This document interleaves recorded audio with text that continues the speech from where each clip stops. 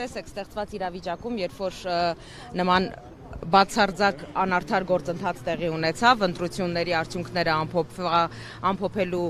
գիշերվանից սկսած, մասնավորապես խոսքը գնում է կոնկրետ Բարգավաճ Հայաստան կուսակցության քվեների հաշվարկի հետ կապված տարատեսակ մանիպուլյացիաներին, այդ պահից սկսած, հենց այդ պահին մենք հայտարարել ենք, որ բոլոր հնարավոր օրինական ճանապարհներով պայքարելու ենք, որպեսզի մեր ազգաբնակչության, մեր ժողովրդի ընտրելու իրավունքը իրացված լինի եւ գնացել ենք բոլոր հնարավոր օրինական ճանապարհներով։ Գործընթացը սկսել է վարչական դատարան դիմելու գործընթացով, այնուհետև կենտրոնական ընտրական հանձնաժողով դիմում բողոք ներկայացնելով, հիմա արդեն հերթը սահմանադրական դատարանինն է։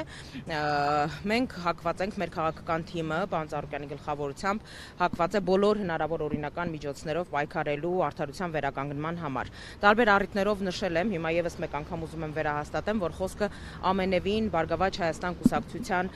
շահի համար տարվող պայքարի մասին չէ։ Այս ամբողջ գործընթացը ընդհանրապես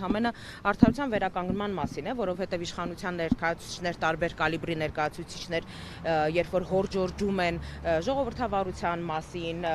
մեր ընտրողների ազատ կամ արտահայտման մասին, մասնավորապես նույն զինվորների քվեարկության հետ կապված տարատեսակ գրառումներ աչքովս ընկան, որ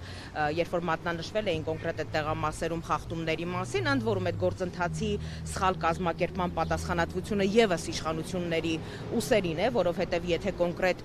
զինվորների ընտրելու գործընթացը կանոնակարգվում է բանակի կողմից, պետք էր ընդհանրապես ճիշտ ժամանակին այդ ամեն ինչը կազմակերպել, որպեսզի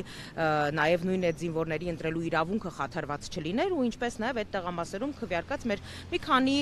հազար հայրենակիցների ընտրելու իրավունքը։ Ամեն դեպքում կարծում եմ պարոն Օրբելյանը իրավական նյուանսների մասին ավելի մասնագիտորեն ու հմտորեն կխոսի ու կներկայացնի։ Սա հնարավոր գործիք է այդ անարդարության դեմ պայքարելու եւ արդարությունը վերականգնելու փորձ։